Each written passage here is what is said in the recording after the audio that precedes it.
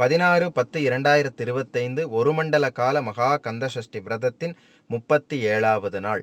தினம் ஒரு திருப்புகழ் அப்படிங்கிற தலைப்பில் நம்ம இப்போ பார்க்க இருக்கின்ற திருப்புகழ் நினைத்த காரியங்களில் வெற்றியை நமக்கு அருளக்கூடிய திருப்புகழ். நினைச்சதெல்லாம் நடந்துருச்சுன்னா எவ்வளவு சந்தோஷமான வாழ்க்கை இருக்கும், யோசிச்சு பாருங்க. முருகப்பெருமான் நம்ம நினைத்த காரியங்களில் எல்லாம் வெற்றியை பெற்று தருவதற்காக, வெற்றியாக அமைத்து தருவதற்காக அருணகிரிநாத சுவாமிகள் பழனியம்பதியிலே இயற்றிய இந்த திருப்புகழை தொடர்ந்து பாராயணம் பண்ணிட்டு வந்தோம்னா நம்ம நினைத்த காரியங்கள் அனைத்திலும் வெற்றி கிடைக்கும். ஆனால் நம்முடைய காரியங்கள் நாம் நினைக்கிறது நியாயப்படி தர்மப்படி இருக்கணும். அதை முதல்ல நம்ம ஞாபகம் வச்சுக்கணும்.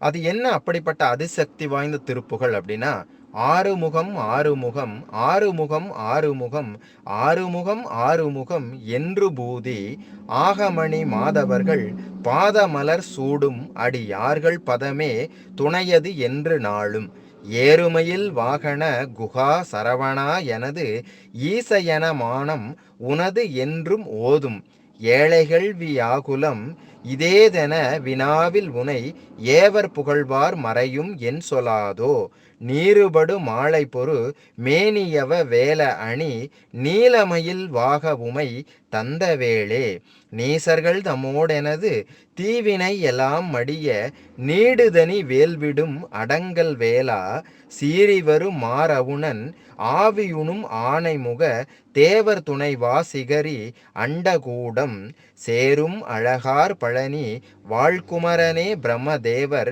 வரதா முருக தம்பிரானே.